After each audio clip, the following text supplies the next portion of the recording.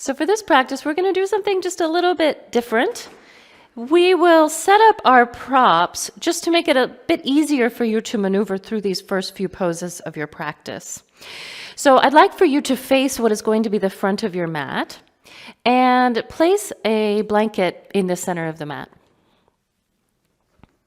As you are facing forward, I'd also like for you to make a ramp on the left side. So it'll be in front of your left knee essentially. So one of the blocks is going to be on a high setting. That's going to be the highest end of your ramp. One block is going to be on the lowest setting, and that is going to establish the low side of your ramp. And then your bolster is going to go on top of both of those with the low end on the blanket, which you've preset, and the high end toward the front of your mat. And then from there, you're actually going to stand up. So leave your props in place and just stand up. You may not be able to stand on your mat, but I would like to have you facing the long edge of your mat so your props are kind of resting in front of you somewhere. And step with your feet about hips-width distance apart and take your hands onto your hips. So your fingers are on the front of your pelvis, right on the ASIS, the crest of the pelvis, and your thumbs are on the back of your pelvis. So your fingers are on the front of your pelvis, thumbs are on the back of your pelvis, and I'd like for you to start to rock a little bit forward and back. With your hands resting on the crest of your pelvis, rock a little bit forward and back onto the balls of the feet, and then onto the heels, and notice the pelvis. Notice what's happening under your fingers, under your thumbs, your hands.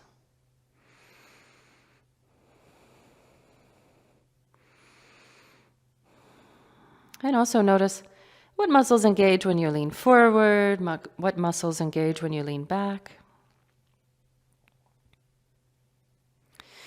And then switch it up a little bit. Now rock a little side to side, so from right to left. And still using your hands to experience this, but also within that kinesthetic sense that you have of sensing yourself in space, sensing muscles moving, stretching, working. And you might notice that one hip is a little bit higher when you tilt to that side, and then the other hip lifts up. And then come to stillness right in the center and do a little pelvic tilting. So tilt your pelvis forward like you want to press it into your fingertips. And then tilt your pelvis back like you want to press the back of your pelvis into your thumbs. And if you'd like to add a little bit of movement with the upper spine as well, you're welcome to do so. So maybe when your tail is tucked, your head drops, and when your tail is moving backward, your pelvis is tilted forward, maybe you look up. Simple, simple stuff for now.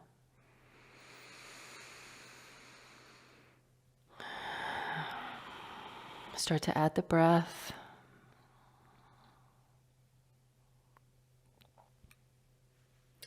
And once again, find stillness.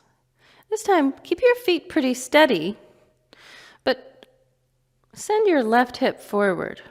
So you're almost turning. And then bring your left hip back and your right hip forward. So you're doing a little twisting at the knee, you're doing a little twisting at the spine. And you're feeling this experience both within and also tactily with your hands. Good. And then step onto your mat and bring your feet wide. So you have this whole side of your mat, since your bolster is more to the left, right? Step with your feet wide, with your heels a little wider than your little toes, and fold. Fold down, bringing your hands to that blanket, which you already set in the middle of your mat. And shift a tiny bit side to side. So you're leaning your weight into one foot and then the other. Feeling the hip lift as you lean to that same side. Yeah. And then come back to center and do those pelvic tilts. So lift your tail, maybe lift your chin, and then tuck your tail, maybe drop your chin. Don't worry about getting into a deep stretch here. Instead, just enjoy all of the different sensations associated with this movement. And try to coordinate your breath as well.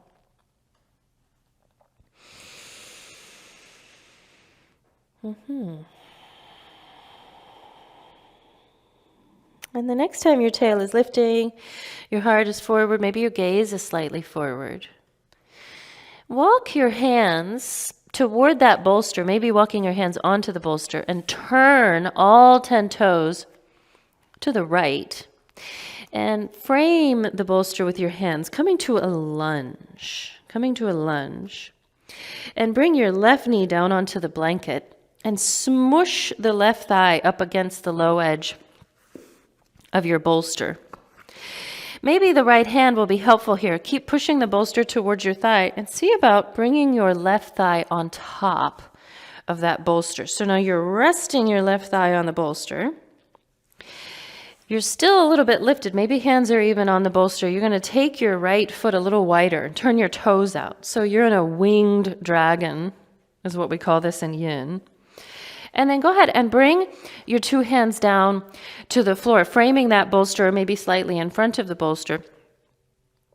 And do your best to organize yourself so that your hip and the left side of your belly are resting on that bolster completely, so that even though your hands are on the floor, they're not really holding a lot of your weight. Most of the weight is on the props. And I know that's kind of a difficult movement. It's kind of hard to get organized. So take your time. But when you're ready, I'd like for you to come back to that sort of noodling around, this time just with the right hip. So the left hip is anchored against the bolster, and the right hip, maybe you'll try tucking your tail and then lifting your tail. Or maybe you'll try shifting a little bit more out into the blade edge of your right foot, and then more into the inner edge of your foot. Or maybe you'll just kind of noodle around with the hip, lifting it up and putting it back down closer to the floor. And close your eyes and find your breath. And do your best to really meditate on this experience of noodling around with your hip.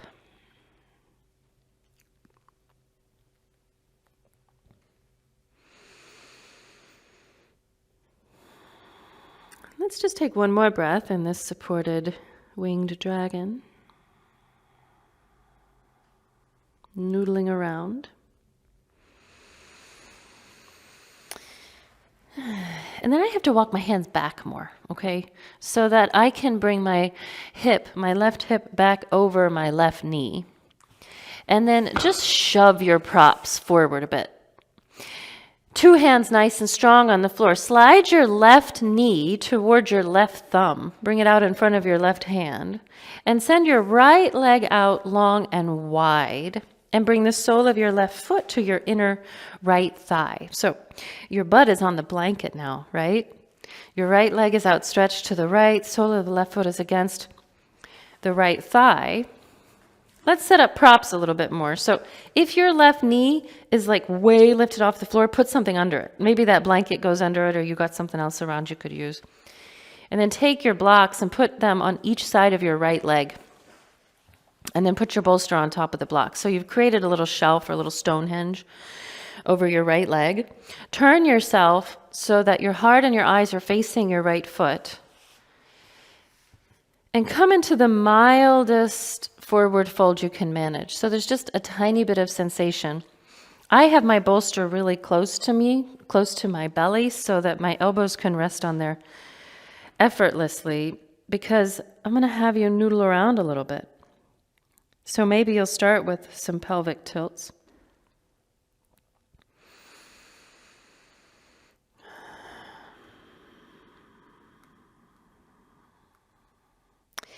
Or maybe you'll rock a little side to side. It's your hips, right? You do whatever you want with them.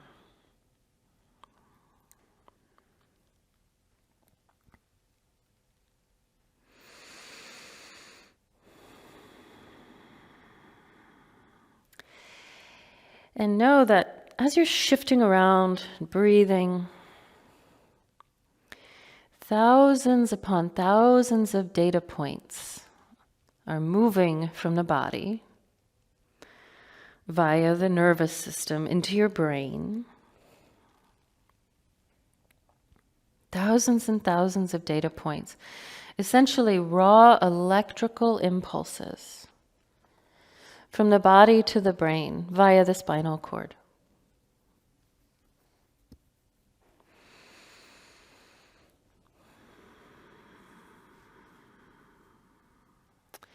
And then find some stillness and come into a fold which is a little bit more like the stretch we usually do in this pose. Maybe the bolster and the blocks come forward a little bit so that you can fold a little deeper. I always like to have my forehead resting on something.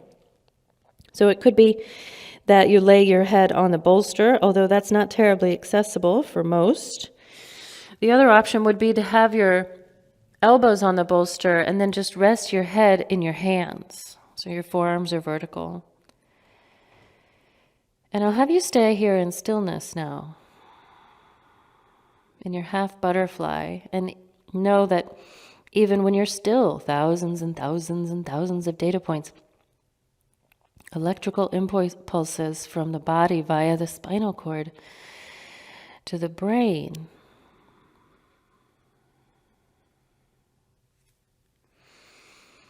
And most of us believe that we are experiencing the product of those data points. That it's a one-to-one relationship between what you feel, see, hear, to the experience, but that's not true. That's not true at all, because all of that raw data has to be interpreted. And where is it interpreted? In your brain.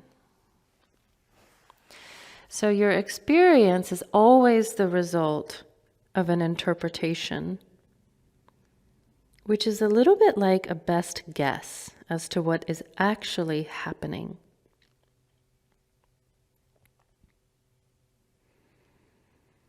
So I'll give you another minute in your half butterfly, an opportunity to simply meditate on this experience as best as you can. The sensations, the breath,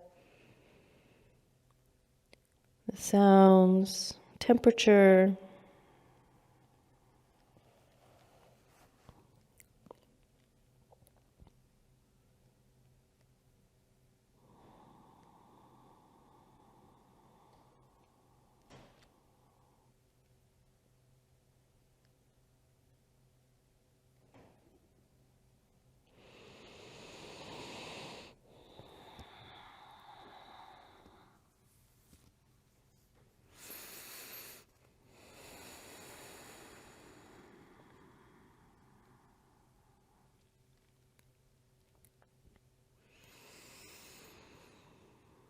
Just one final breath here in your half butterfly.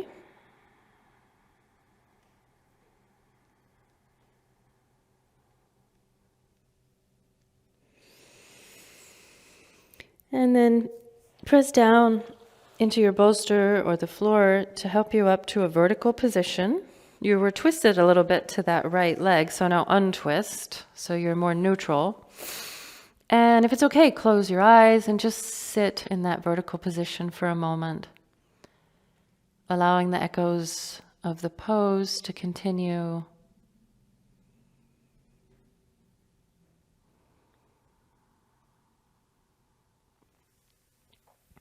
Okay, well done.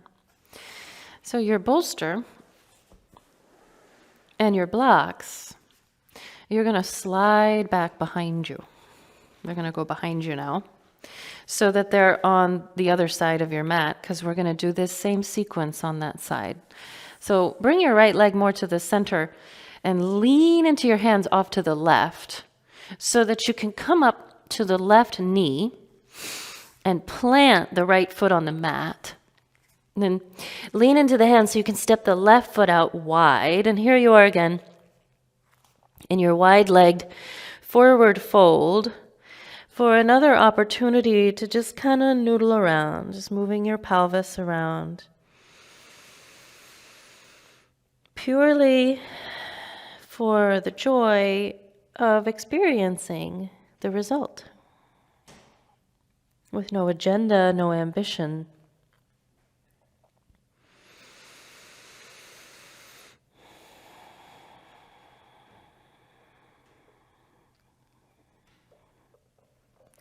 And then let's find those more formal pelvic tilts. So lifting the tail, maybe the crown moves forward, the gaze slightly forward. Tucking the tail, maybe your chin drops. It's not going to be pretty. It's not supposed to be pretty. This is about experience, not ambition.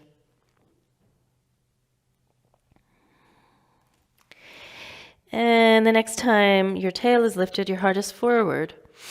Start to walk your hands to the left, turning all 10 toes to the left. So now what is the back of the mat, right? And plant your right knee down onto the blanket, which is still there in the center of your mat. Bring a low setting block right in front of the blanket and a high setting block in front of it. And then take your bolster and make a ramp. Here's something super important about this ramp. The low side edge of it needs to be pressed against your right thigh. So you might even take your hands and push on the high side so that as you bring your right thigh forward onto that bolster, it doesn't move, okay? And then bring your hands to the floor in front of the bolster or framing the bolster and walk your left foot out a little bit wider with your left toes turned out to the left a bit.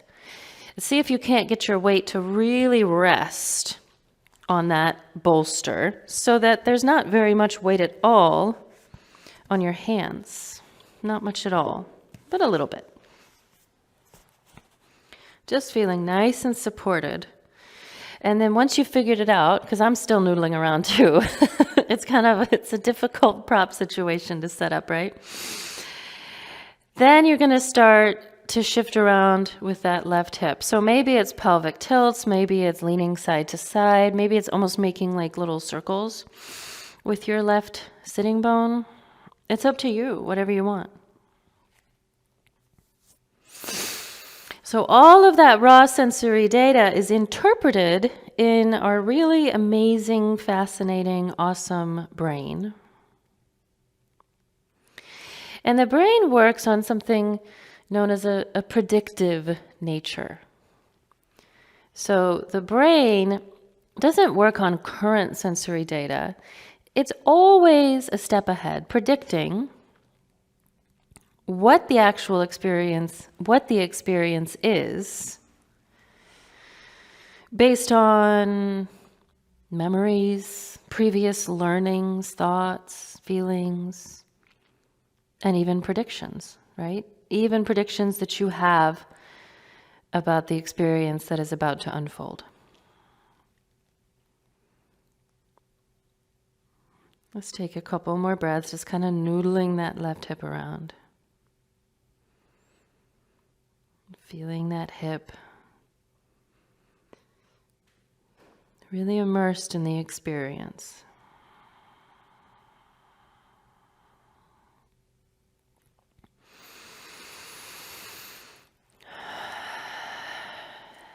And then walk your hands back so that you can bring your right hip directly over your right knee. Just shove your props out in front of you. Lean into your hands and slide your right knee towards your right thumb and sit down on your butt. So your butt's going to be on that blanket. Your left leg is going to slide out to the left. So the right foot to the inner left thigh.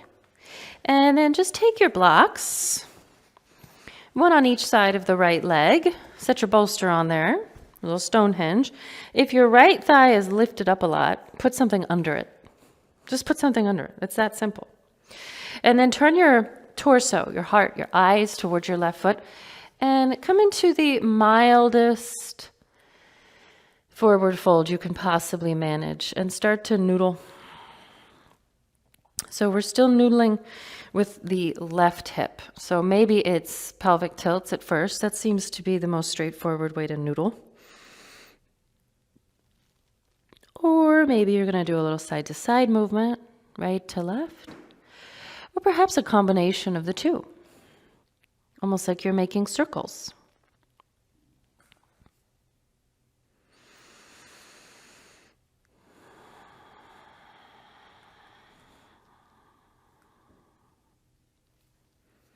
So for a person who suffers from persistent pain, chronic pain, this predictive nature of the brain is really important. Really important.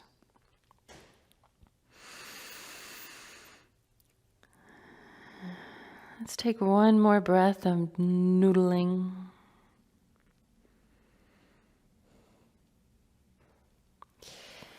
And then you could slide your bolster forward if you like, or maybe you're going to fold with it nice and close to the body and come into your forward fold.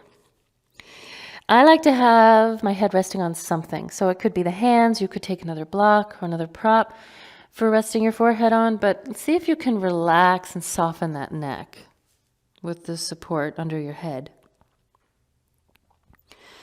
And let's not worry about this being a super deep stretch, because today we're really working with awareness more so than a big stretch, okay?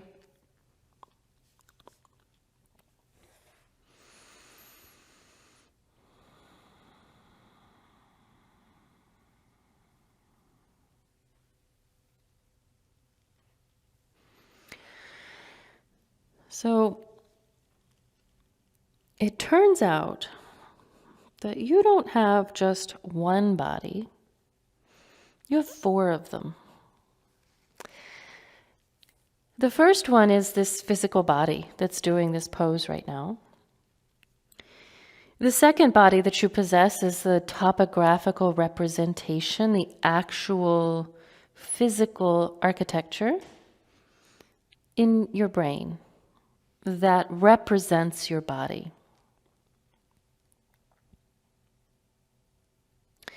The third body is the sum total of all of the sensory data that's pouring into your brain, all of the sensory data that's being generated at every single moment of your life, the body schema.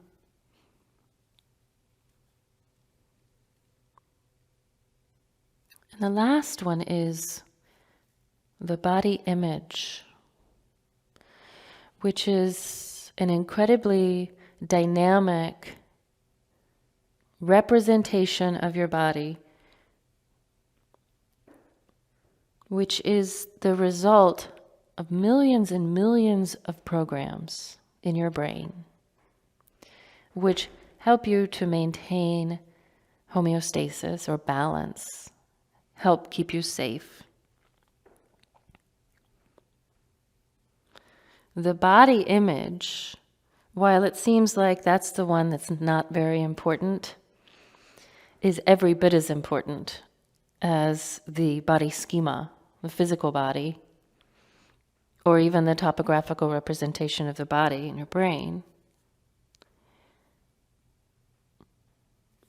because it influences all of those predictions that your brain is generating at all times. Let's take one more breath.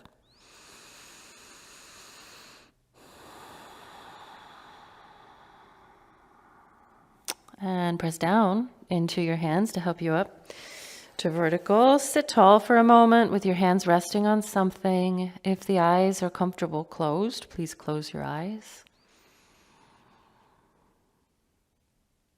After every pose, there are echoes, right? It's like shouting into a canyon. Just listen for a moment.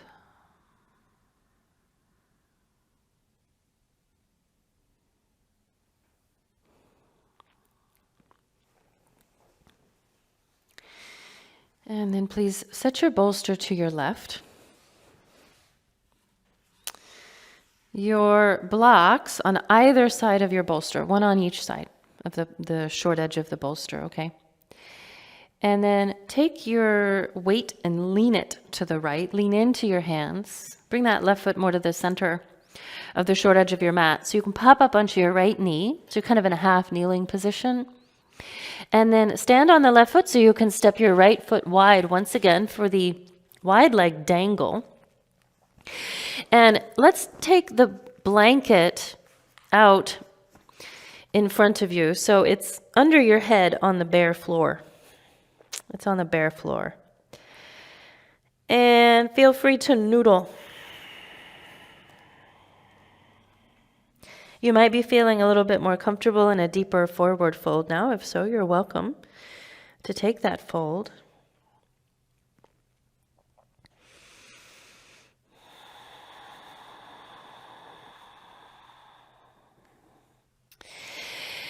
And then go ahead and drop down the center in this pose for that forward fold, holding for just a couple of breaths, as much as possible.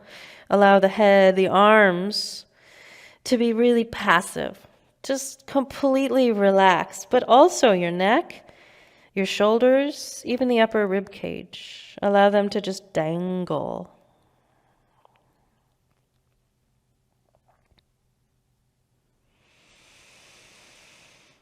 And then press into the hands so you have long arms, gazing forward.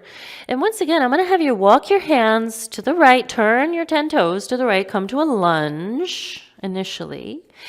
And then walk your hands a little further to the right and turn your toes a little bit more to the right. So now they're looking at the right long edge. And bring the left knee down to the mat, center of the mat, just under your left hip. Lean into your left hand and put your butt down on that blanket, which you have already preset. And then I'm actually going to turn. You're going to stay facing the long edge of your mat. I'm just turning here.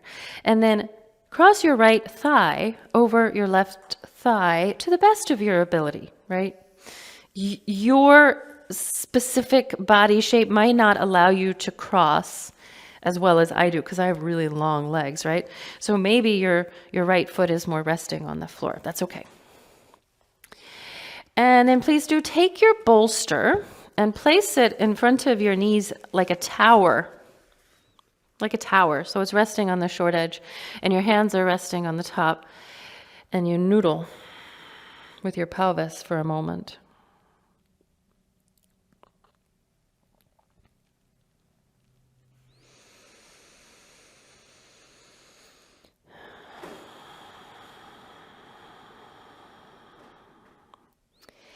Now, this pose can be really challenging. So if you're someone who kind of needs to sit up tall and sort of noodle around and breathe, maybe straighten your legs out every so often, that's totally fine. If you're someone who is able to be still, now is your chance to be still in this pose. So I'm going to tilt the bolster toward me and just rest my forehead on it. If your bolster is sliding away from you, slide your butt back a little bit more so your bolster can be on the sticky mat. That'll keep it from sliding, hopefully, as long as you don't have a slippery mat. And again, this isn't about the deepest pose or the biggest stretch. This is about awareness.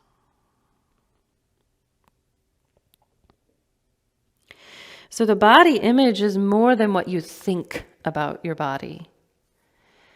These are deeply embedded neural programs which create the experience that you have of your body. But there can be issues with the body image because the body image is not necessarily tethered to the reality of the physical tissues. It's not necessarily tethered to the reality of the body schema, the sensory data. It's not necessarily tethered even to the topographical representation of the body in the brain.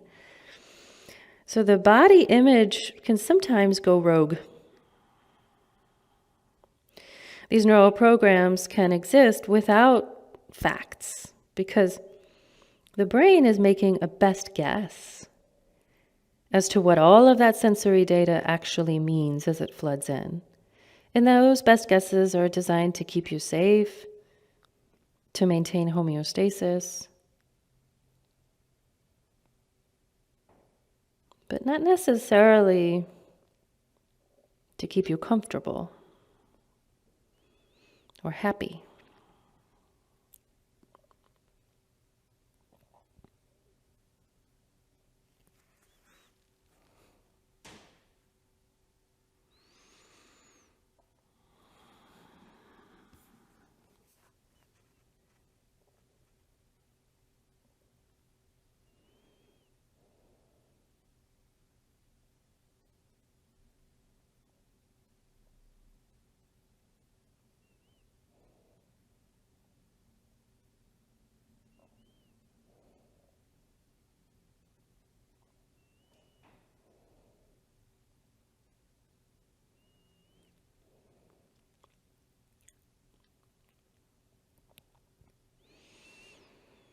Let's just take a few more breaths here in your shoelace pose. So much data, right? So many sensations. And your brain is looking for the sensations that are the most important, that have salience, right? These things which seem to be related to your survival or your capacity to thrive. So it's looking for the biggest sensations, but there's others too. And you get to choose to pay attention or not.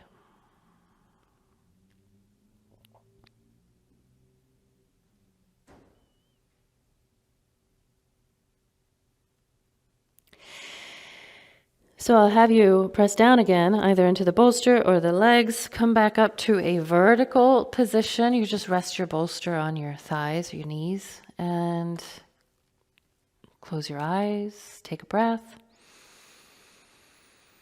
Listen to those echoes.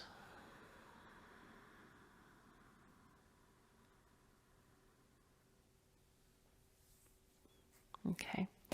And then take the block, which is more behind you, and place it all the way at the back of your mat. Unwind your legs so that you can turn and place your bolster so that one end is on that block and the other end is right next to your butt. Because you're actually going to turn yourself and slide your butt so that it's pressed against the low side of the bolster ramp. And then go ahead and lay down on your back onto that bolster and stand on your 2 feet so they're flat and as wide as your mat. Your feet are as wide as your mat. Press down into your feet. Shift your hips just a little bit to the right. Just a little bit, 2-3 inches is all. And if you feel like you need to turn or tilt your bolster to be comfortable, go ahead, do that. And then with the feet still very wide on your mat, windshield wiper both knees to the left. And then bring the knees back up to the center. So we're going to do just windshield wipers. We're going left and center. We won't go right now because we've already arranged the hips. And sometimes when you do windshield wipers like this, you start to slide off of your bolster. It's okay. Just keep putting yourself back on there. Now, I'd like for you to do your regular old windshield wipers that you know and love, but try a little pelvis noodling, right? Whatever that means. And it may not be always successful. You might be like, oh, that noodling was weird, or maybe even didn't feel great. Just breathe. Windshield wiper, noodle. It's your hips, right? You can do whatever you want with them.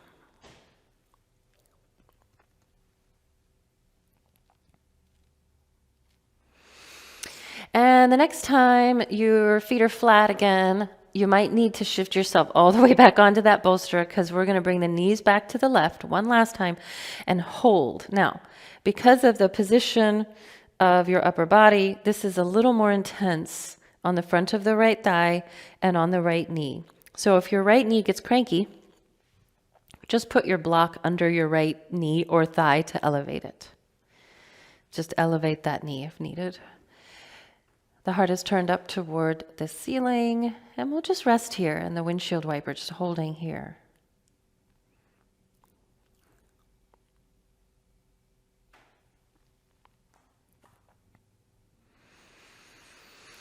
So understanding that sometimes the brain is predicting things independent of the facts.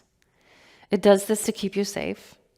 But we know that in the case of persisting or chronic pain, that these predictions can be a big part of the problem. Because chronic pain is pain which persists beyond normal healing times, which is generally considered to be 3 months, but sometimes 6, depending on the injury.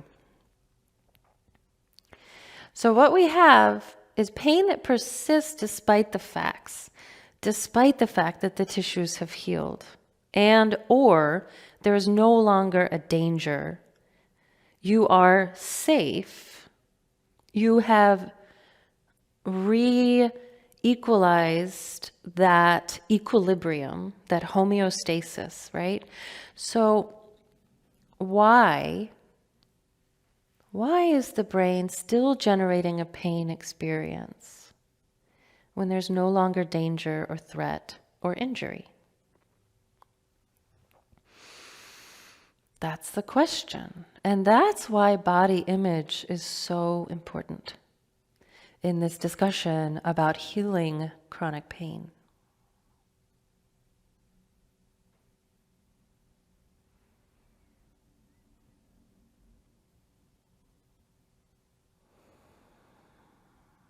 We'll spend about another minute here in the windshield wiper.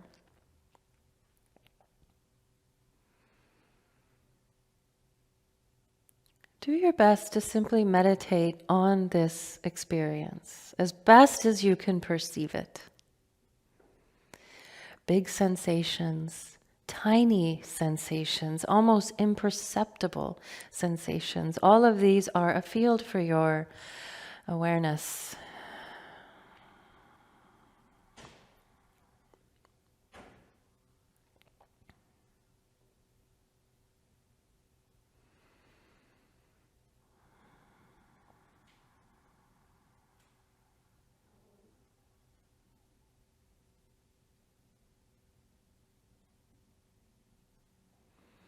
Just one more breath, please, in your windshield wipers.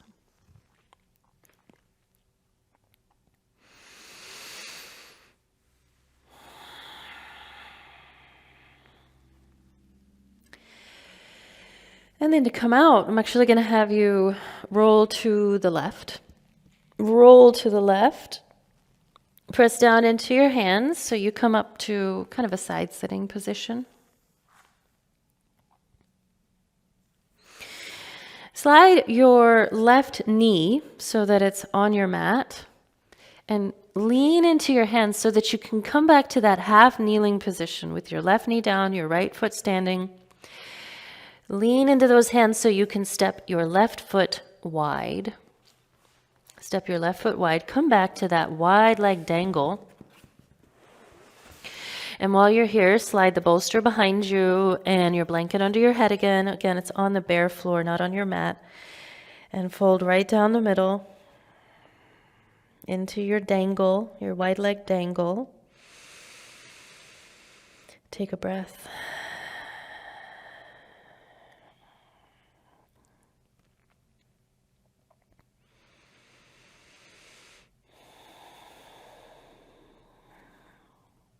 And then press your hands into the floor so you have long, straight arms, maybe the heart forward.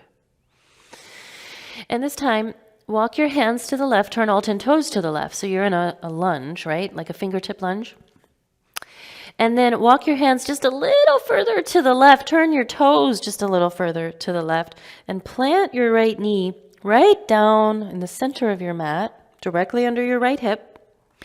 Lean into your right hand to bring your butt down onto that blanket, cross your left thigh over your right thigh. And if your thighs don't cross perfectly, it's okay. Just make it perfect for you. That's all that matters. And so you're facing the long edge of your mat, in your shoelace pose. Take your bolster out in front of you, in front of your knees. Again, make a tower out of it. So the short edge is on the floor. And your hands can rest on the top edge while you noodle. So how do we rehabilitate a body image when things have gone wrong? When the body image is still saying that there is danger, that a protection response is warranted. How do we rehabilitate that body image? And I'll let you know my opinion. So you know my biases are toward movement and breath and meditation and awareness. So it probably won't come as a surprise to you that these are the ways that I rehabilitate the body image. So as you're noodling around, just meditate on all of these sensations. Some of them are wonderful, blissful sensations. Some of them not very great. Allow yourself to have the full spectrum of experiences here. Full spectrum. And here's the key. Keep your breathing calm. Keep your body tension as low as possible. And keep reminding yourself that it's safe to feel these sensations, whatever they are. You can handle it. One more breath of noodling. And then bring your forehead or your hands and your forehead onto that bolster tower, tilting it toward you. And if folding forward here is not for you, you could press the bolster against your chest and just hug it. That can bring comfort in so many ways, right? And we'll hold here for a few breaths in our shoelace. Really difficult pose. So when things have gone awry with the body image, and it's triggering a protection response, which is often pain, sometimes tightness, stiffness in the tissues.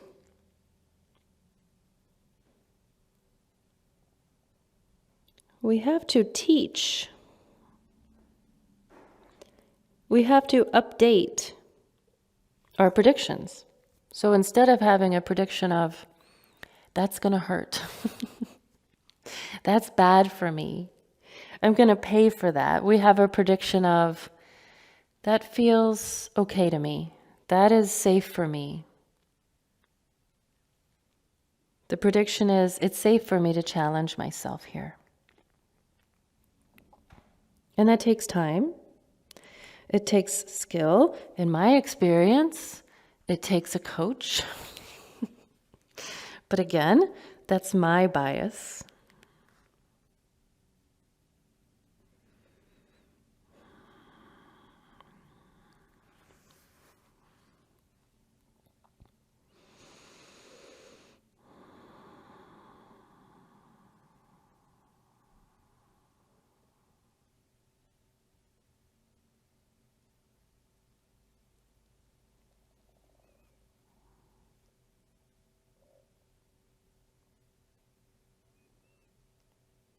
Let's just take 2 more breaths, please. And your shoelace.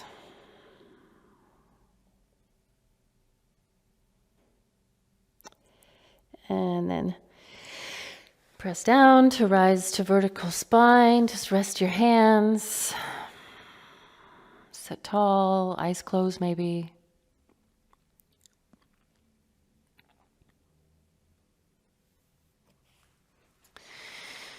Okay, so this time the bolster, start with the block. The block goes to your left, goes out to that left short edge of your mat.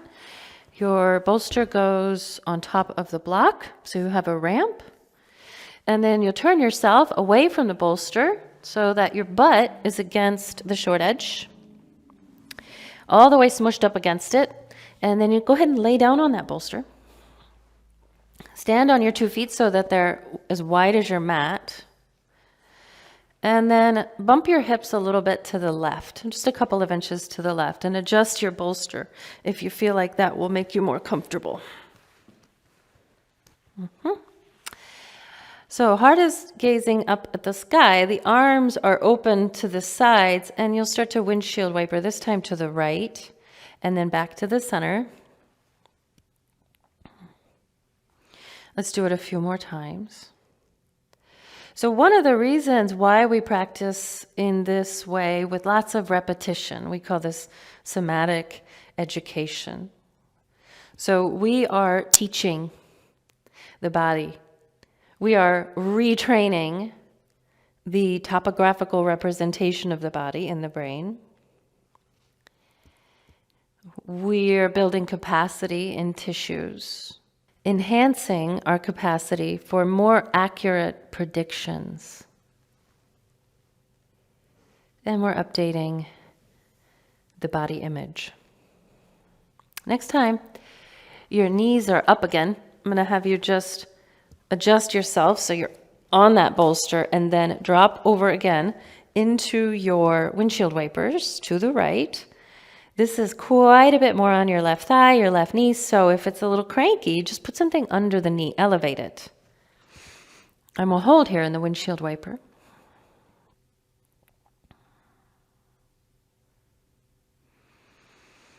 More accurate sensing means more accurate predictions.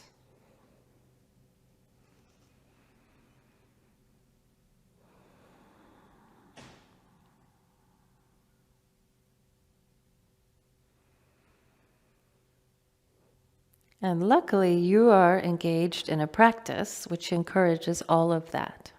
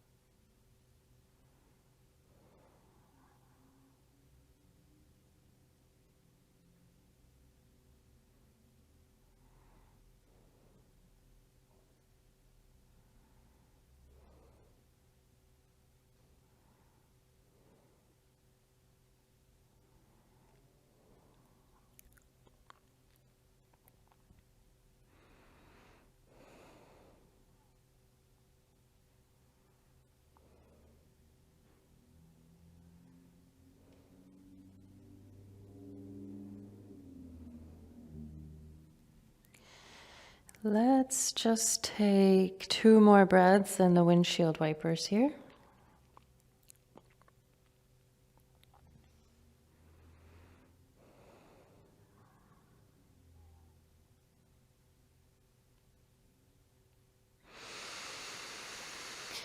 And this time you're not going to roll to the right, you're going to roll back onto your back. You'll stay here on the ramp. And if your hips were shifted or you need to adjust your ramp, go ahead and do that now. And then bring your legs together, your ankles, your feet, your knees. And then open up your knees so the soles of your feet press together. Soles of your feet press together. Knees are opened up wide for your supine butterfly.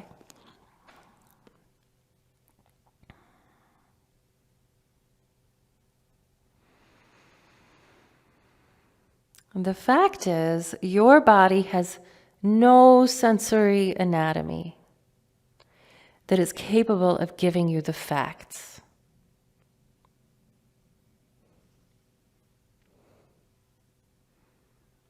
There is no factual experience of the body. The brain is constantly interpreting not just the data from the body, but data from your environment. Not even just present data, but also things like how well you've slept, if you're hydrated, if you're overloaded mentally, if your relationships are troubled.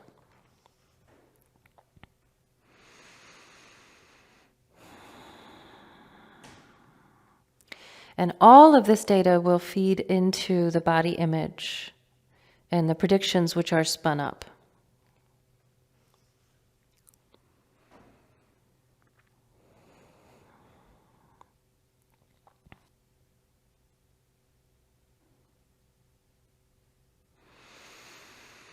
And there's one more component which is vital to understanding the body image, and that is this.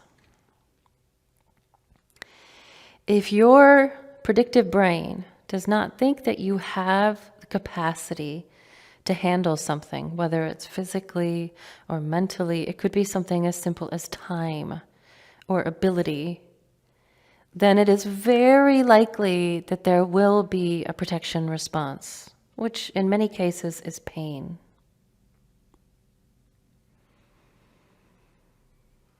So building resilience, both physical and mental, is essential to this rehabilitation process.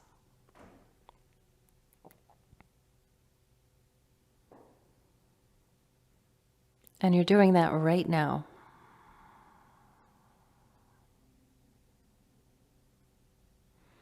So good job.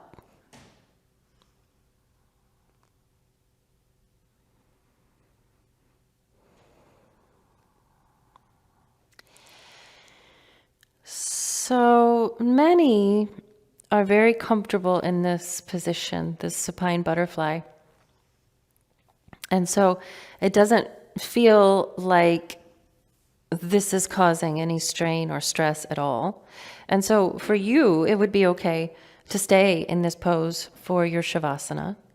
But about half of us would prefer not to stay here in Shavasana.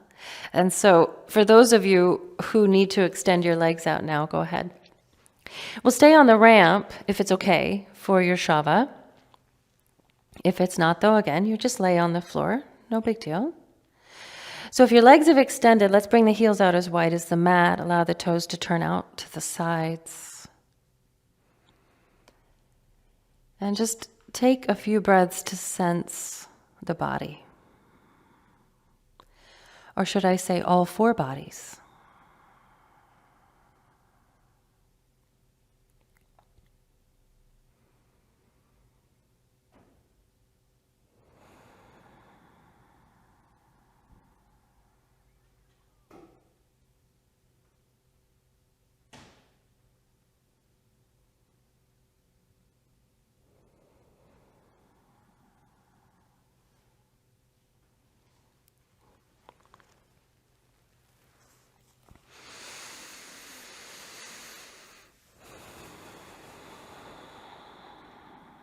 And I invite you to stay in your Shavasana for as long as you're able to. Thank you so much for practicing with me today. Namaste.